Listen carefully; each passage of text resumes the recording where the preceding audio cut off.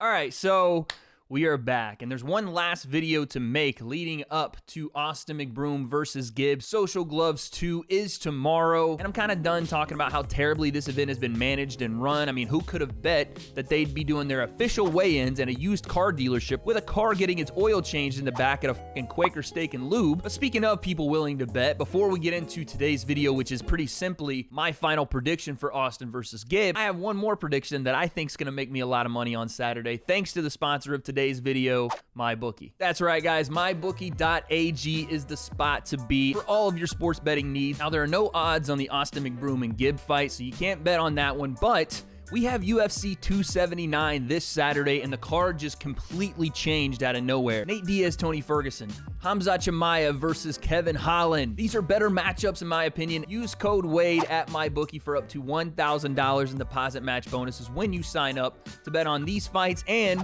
other sports. The NFL season just started, and the prop bets are going wild. You don't want to miss out on that. So once again, if you're betting on the fights this weekend, if you're betting on NFL football for the rest of the year or any other sport, use MyBookie and use code WADE when you sign up for up to $1,000 in deposit match bonuses. Last thing from me, guys, if you are going to gamble, please do so responsibly. Thank you to MyBookie for sponsoring this video, and now let's get back to it. All right, so my final prediction, Austin versus Gibbs. The winner of this fight not only becomes a main eventer in the YouTube boxing scene across the world, but someone is going to have an opportunity to main event possibly in January with one KSI. Who's it going to be? The breakdown.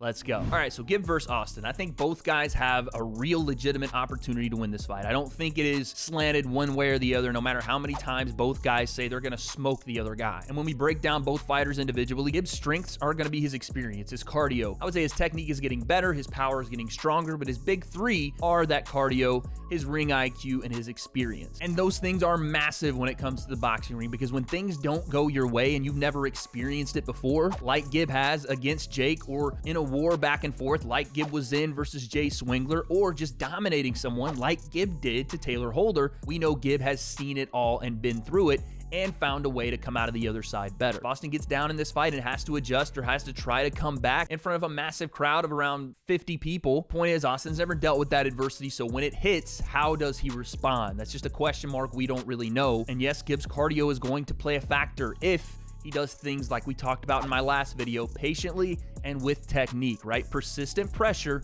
but with technique. You can't just walk in on Austin. We've seen what Austin wants to do. The step back, uppercut, left hand. It's been there time and time again. So Gibbs has to be understanding of the fact that he can't overreach, overlunge, or get on that front foot, land a couple shots and get overexcited and walk onto something big. But if Gibbs can stay on that lead foot and he can pressure Austin and push him to where he wants him in the ring, then land that volume, those rounds are gonna add up for him. And Austin falling behind early, being a guy that doesn't look like he's gonna throw a ton of volume, it's gonna be tough if he gets behind the 8-ball and Gibbs just volume all the way through the first couple of rounds for Austin to try to gain that back. As far as how Gibbs actually wins this fight, I think his game plan is probably the one that's more sound. You know, what he's good at, he knows, and he knows how to go and now execute it against a style that he's seen from Jake and Taylor Holder now. So he knows the risks in play and hopefully how to avoid the big shots that Austin wants to put on. And that's why I think if Gibbs is going to win this fight, I think it's going to be an accumulation of volume, his cardio, just pushing Austin round after round. I know this isn't a crazy pick here, but Gibbs is going to try to wear Austin down, and then maybe he'll stop him in the later rounds. I personally believe because of his volume, because of, again, Austin not having the experience that Gibbs does in these situations, if Gibbs is going to beat Austin, it will be on the card. I know he doesn't want to leave it to the judges because of whatever happens in an Austin McBroom event, but his style is conducive to running guys over and breaking their will. That doesn't always lead to the massive knockout, but it does lead to dominant performances, and I think that's what he's going to have to win this fight, a dominant performance. On the other side, Austin's strengths. Listen, he is a fantastic athlete, and he is picking up this sport quicker than most people in the YouTube boxing scene. He does have pop on his shots. He's explosive. He's got good footwork. He understands distance and timing.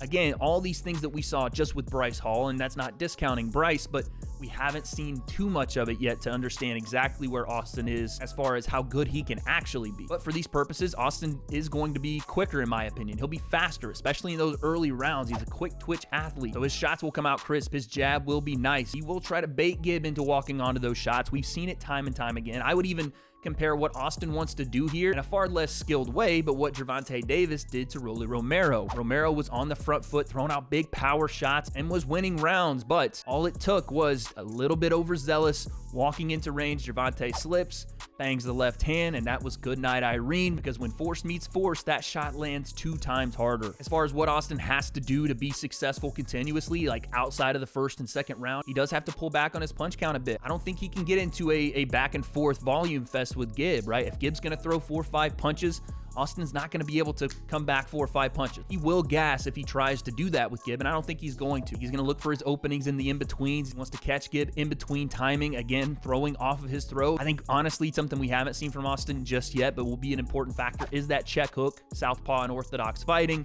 that lead foot battle. Austin being a bit more explosive. I could see him trying to throw that check hook off of Gib's jab and popping him there. And we did see in the weigh-in that Austin is a little smaller than Gib. He came in at 169, Gib at 176. So if Gib is trying to weigh on Austin and lay on him and just make him hold more weight, put his head in his chest, Austin's got to find ways to use that footwork that we like from him. I don't think he could just stay in the corner and look for counter shots unless he's deadly accurate off the back foot. And maybe he is, and he'll be a genius for that strategy. But ultimately, for Austin to win, I don't see any other way than him knocking Gib out. I know he's got great technique on his jab and he's got good footwork, but I just don't know if Austin throws enough punches to out-volume Gib in a decision, unless he hurts Gib in those first couple of rounds and we get some 10-8s or something like that. Fair play. But I do think the most likely scenario for Austin to win this fight is by knocking Gib out and doing it in the early rounds. I know Austin said he's going to knock Gib out before the 3rd round. I think he might have to knock Gib out before the 3rd round, or that cardio is going to take hold and Austin will fade as Gib's motor starts to rise. So for my final prediction,